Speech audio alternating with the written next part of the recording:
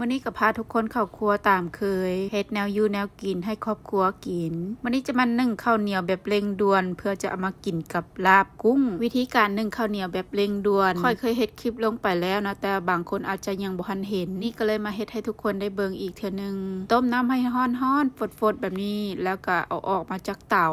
หลังจากนั้นก็เอาข้าวสารข้าวเหนียวที่ยังบ่ทันล้างทำความสะอาดเทื่อหันลงไป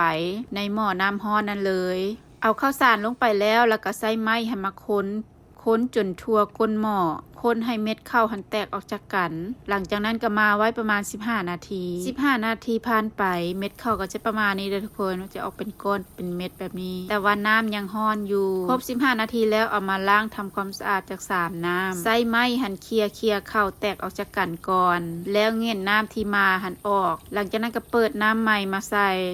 แล้วเอามือหันเข้าไปซาว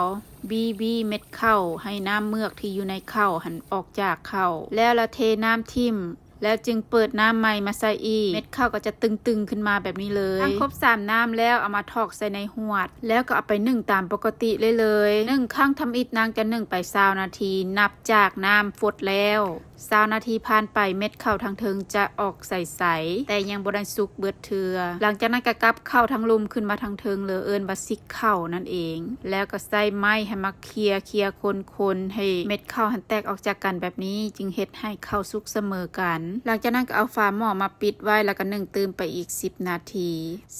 ผ่านไปข้าวของเฮาก็สุกดีแล้วจะได้ประมาณนี้เลยทุกคนเม็ดข้าวออกมางามคือเฮามาปกติเลยถ้าคลิปนี้มีประโยชน์ให้ทุกคนกดไลค์กดแชร์เพื่อเป็นกำลังใจให้นางเด้ออาหารมื้อนี้ก็จะมีนึ่งข้าวเหนียวกินกับลาบกุ้งส่วนวิธีเฮ็ดลาบกุ้งนั้นเอาไว้คลิปหน้านะเพราะว่ามันยาวหลายพอกันคลิปหน้าลาแล้วสบายดี